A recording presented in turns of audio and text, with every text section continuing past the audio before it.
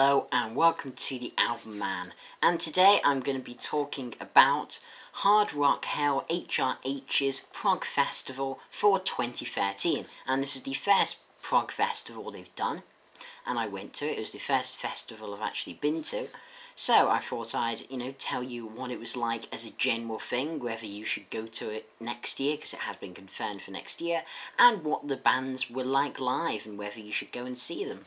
So this is probably going to be split into multiple parts, because I have a lot to say, and a lot of bands to talk about. In fact, it's definitely going to be split into multiple parts. And on each video, also in the description below, there will be sort of time links to the various topics covered in that video. So if you just wanted to see what a particular band was like live, or what just the event in general was like, then you can skip to that part in the video. Or of course, you can watch the whole thing, which obviously I'd rather, but I don't mind. So, firstly, I'm going to be talking about the event in general. And I can't really talk about the event in general without mentioning the main thing. And the main thing about this event was the cold. It was the most annoying thing, and yeah, it was bloody cold. It was like watching a concert in the Arctic. I mean, the venue is at the Magna Centre in Rotherham, and it is a converted steelwork, so it's big and tall, which means that all the heat rises and then it buggers off somewhere, leaving everyone else to die of hypothermia. And what annoyed me the most was they didn't even warn us of how cold it would be.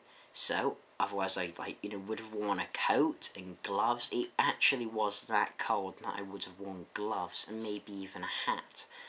If you go to next year's, which has been announced, as I've said, then wear a coat. It doesn't warm up. You see, my philosophy, I just wore this fleece.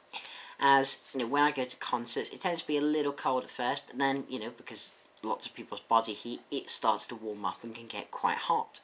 It never did. It never did. I was there from, 12 AM to about 12:30 PM. 12 PM even to 12:30 AM. I always get a little confused on which it is. And yeah, it was damn cold. Yeah, I can't really say more. It was annoyingly cold. Okay, and let's talk about what the sound was like. Because obviously, at a festival thing, the sound is the most important thing. So, was it any good? Yeah, it was damn good. Superb, in fact. And that's mainly due to the fact that it really is quite a small actual stage or in concerty bit. And it was only the size of if you were in the UK, you understand, an Academy 1 or 2. And, I mean, I did like how small it was a lot, though, because it meant that you could get really close to the stage in general. It's never really more than 10 foot from the main stage. There were 2 stages. I forgot that it was, this face of steel stage, and then the fire stage was a little one. Anyway, the main stage, certainly. And yeah, because you could get so close, it meant the sound was really big, really loud and impactful, and there weren't too many people because of the size of it, so you could get, as I said, really close to the front. Now, as I said, the second stage, I didn't actually go to it, but by what I've heard from it, it was tiny.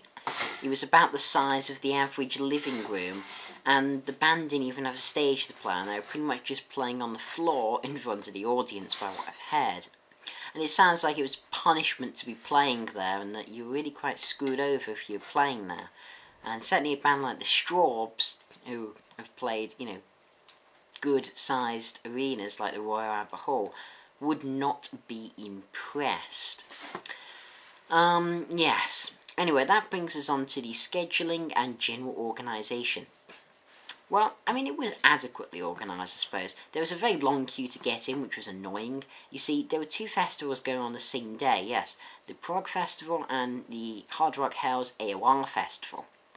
And there were already 2 people on desk checking in all the people for both festivals. So, long bloody queue. And the bands in general started on time, but there were delays on quite a number, unfortunately. In fact, maybe I'd say more delays than not delays. That's a bad way of phrasing it, but there were a lot of delays. And I did think the scheduling was a bit off.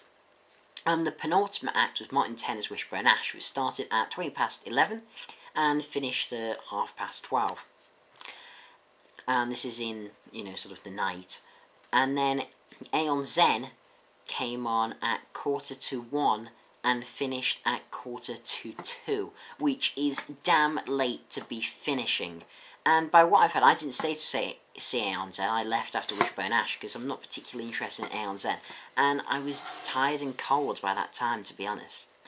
And by what I've heard, literally only about 20 odd people actually bothered to stay and see Aeon Zen, so I feel quite sorry for them, to be honest. And also, personally, I think that they really shouldn't have bothered with the second stage, as it seems tiny, and it was quite annoying having to pick between bands like It Bites and Order of Voices, which clashed, and mostly Autumn and the Straubs, which clashed, which means I didn't get to see Order of Voices or the Straubs, which was a shame. A big shame. I would love to have seen those bands, but oh wow. I think they should have just concentrated on the main stage and just abandoned the other thing. It seemed the bands over there being screwed over. It was a long way away. It was a really long way away from the main stage, so people just couldn't be asked travelling over there, to be honest. Okay, and one other thing before I get on to the bands was that so the merch shops there in general were pretty crap, to be honest, and didn't sell that many of the band's albums, which was disappointing.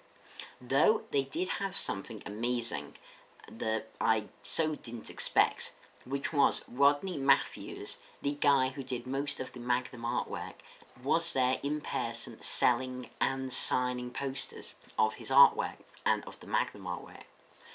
And now not many of the stuff was the Magnum stuff, but I managed to find this fantastic poster, which should be showing on the screen now, of Magnum's On a Storyteller's Night, signed, and got it signed by him. It's really, really cool. Can't wait to get it framed and put up on my wall. It's fantastic. I love that artwork. Okay, and talking of signings, there were a few signing sessions from the bands from about 6 till 8:30, and there were a mixture of bands, some from the Prog, some from the AOR. The Prog ones, though, were the Straubs, Hawkwind, and It Bites. Now, unfortunately, I only got to meet Hawkwind, as the other two clashed with bands I wanted to see, which was a shame. And meeting Hawkwind, I got Masters of the Universe signed. Now, this is actually the double thing, which has Masters of the Universe and Horde of the Mountain Grill, but Masters of the Universe is my favourite cover of it, so I decided, hey, I'll get that signed. Now, you can see there's 3 signatures there, but 5 members of Hawkwind, so what gives? Well, firstly, Dave Brock wasn't there, which was a little disappointing, as he's the only member who's been there since the start, and really the main guy of Hawkwind. And so, why is there... Well, what about the other member? Why didn't he sign it? Well, the other member was the drummer, who I don't know the name of, and don't care for the name of, because, yeah, he was not the nicest of people. So, handed my, booklet along. Mr. Dibbs signed it, the keyboardist signed it nicely, and so did the bassist as well. Signed it, it got along to the drummer, and he said, no, not signing this, I wasn't on it. And it's like, really? You're going to be that petty? I know you weren't on it, but still, I just wanted to get signed. It's the only Hawkwind thing I bloody have signed. And he wouldn't sign it, and it's like, come on, are you going to be that petty? Mr. Dibbs wasn't bloody on it, and he signed it as Mr. Dibbs, so why he didn't, I don't know. It was stupid. And then my dad, he brought along the Hawkwind Greatest Hits, and because the drummer was on it, he happily signed that. What a petty man he is. Don't like him. So there you go, there's my rant about the Hawkwind drummer over. So overall, some issues, but in general, the facilities were fine and the sound was awesome, so that's the main thing. Okay, also one other thing is, before I get onto Credo, the first band on the lineup, there were a couple of the bands who were just walking around signing things, so much to get the reasoning to sign Adverse Camber, which was very cool. Only the singer, Rachel, and the guitarist, Matthew, to sign it, as the others were, not guitarist, the bassist even, Matthew, as who knows where the other ones were. But yeah, that was pretty cool as well. Okay, so let's get on to Credo. So, Credo kicked things off, and they are a little known British progressive rock band, shocker, or sort of neo-prog, that described themselves on their website as the best progressive rock band you've never heard of. And, to be honest, it's not that far from the truth. They are a fantastic band. They consist of Mark Colton on vocals, Mike Varty on keys, Tim Birrell on guitar, Jim Murdoch on bass, and there's a replacement drummer on the drums, so I don't know who it was, to be honest. Anyway, this band only has 3 albums, and that's not many considering their debut was released in 1994. They've not exactly been the luckiest of bands through things of ill health which stopped them, and just they take a long time to do their albums. Now, the last album was Against Reason, which was released in 2011, and is a wonderful album. It's definitely their best to date, and I can't wait for the next one. Stylistically, they remind me a bit of Marillion, but definitely have their own style and aren't derivative at all. But it was actually quite funny, because I knew the band, I knew Against Reason, but I had no idea what they looked like. So, when the singer Mark came on to do his sound check, I, honest to God, thought he was a roadie. Especially as his sound check consisted of the weirdest rhyme about sexual desires and rubber gloves, which was different to say the least. Yeah. So, they played Round and Round, Staring at the Sun, and From the Cradle to the Grave, or as they introduced it, Grendel's Supper's Ready, clearly a reference to the Marillion song Grendel and the Genesis song Supper's Ready. 2 fantastic prog epics, and From the Cradle to the Grave certainly is a bit of a prog epic. So, I'm going to do something a bit new that I don't often do in my reviews, and I'll play you a little bit of their music and show the picture that I have of them live, so enjoy. Staring at the sun, I feel my face begin to burn. Staring at the sun, I don't care, the race is done. Okay, hopefully you enjoyed the little extract of that song, which was Staring at the Sun, which was the second song they played. And yes, so what were they like live? Well, they were very good. They performed their songs fantastically, and it was a really good set. Though Mark missed to notice his belly was rumbling, but the main disappointment was they had to cut their set due to Hawkwind's sound check, which was a shame. And typical, the song they had to cut was my favourite of theirs, which was Insane from Against Reason. Typical, isn't it? Bloody Hawkwind. Again, striking, but they do redeem themselves. Anyway, these are seriously talented musicians, and the keyboardist recently won some sort of award. I think it was like the Classic Rock Honours Award. I'm not quite sure. I did think the drumming was a little bit lacking, but the guy was only a short-term replacement, and, you know, he hadn't exactly been long-line and stuff, so I can't really criticise him.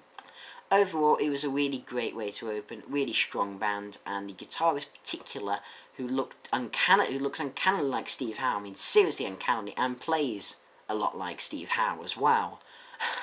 So quite weird, but very good guitarist. Okay, and I think, looking at the time, yeah, that's pretty much all I have time for part 1. So I hope you enjoyed part 1. Tune in for part 2, where we'll be taking a look at Shattered Skies, The Reasoning, and maybe if we get time, The Crazy World of Arthur Brown. So this has been the Album Man. Thanks for watching. Can't wait to subscribe, and as usual, long live rock and roll.